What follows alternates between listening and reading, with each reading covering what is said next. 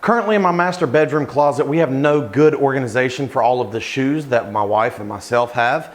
And today I'm gonna fix that by making multiple shoe organizer racks that hang on the wall. Let's go.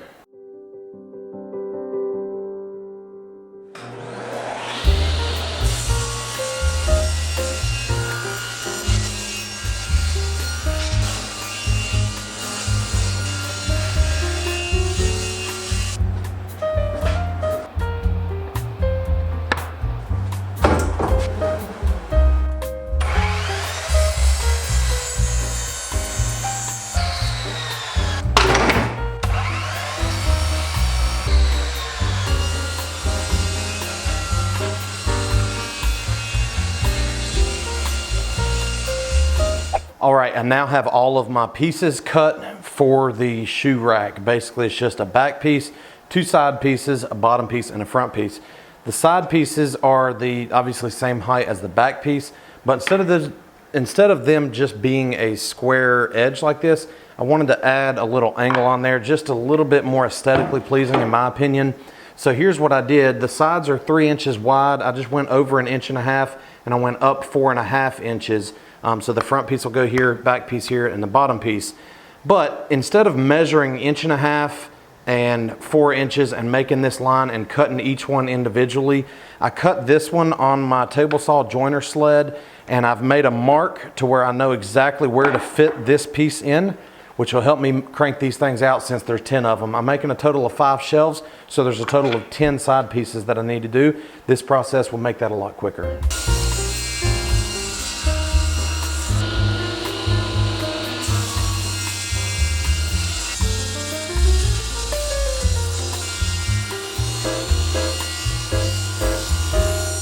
All of my parts are now cut and I'm ready for assembly.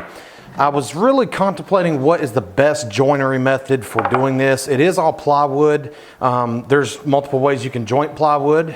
In fact, I have an entire video on 7 different methods that you can use. That's linked right up there in the corner. Anyways, for this project, I decided to just use wood glue and brad nails just through the ends. These are all gonna be painted and I'm gonna add some edge banding on here. So, you know, I'll have to putty the nail holes, but I think that's the least intrusive route and the less visible route of joinery. So I'm gonna get started with putting some wood glue on the joints and installing some brad nails and get these things put together.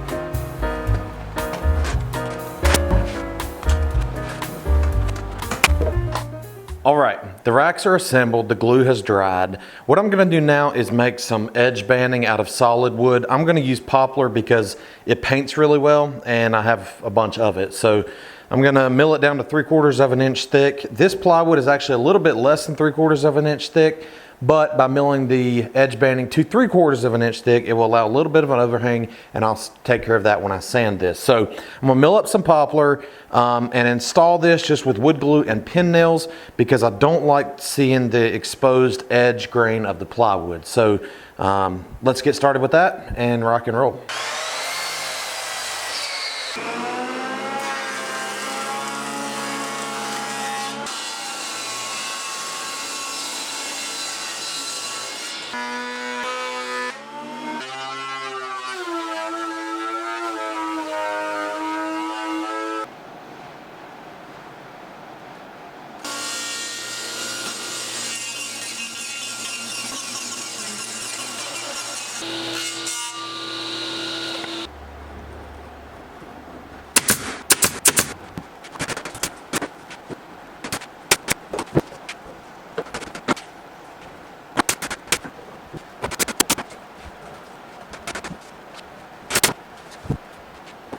Assembly is now complete. It's time to fill holes and sand. The pin holes I'm not going to worry about because the paint will fill those. They're small enough.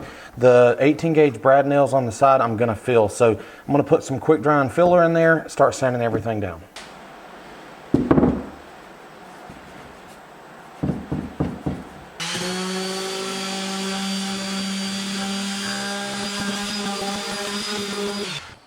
I'm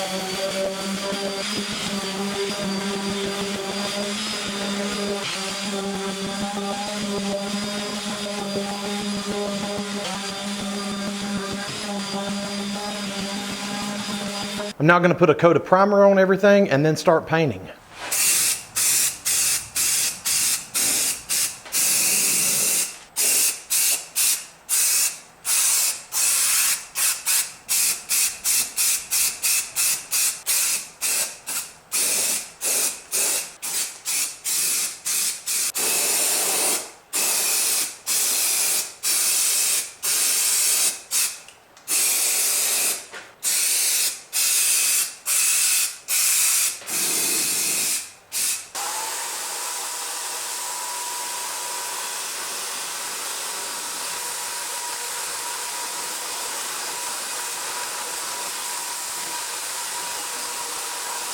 All right, so the paint has now dried on the shoe rack, so I'm going to get them back to my house and get them installed.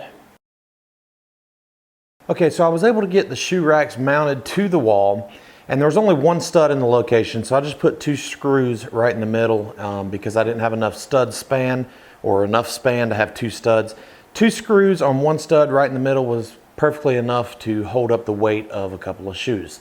So I have all 5 racks now mounted, and all the shoes are well organized on the wall and off the floor, giving us more space in our closet, which makes my heart happy.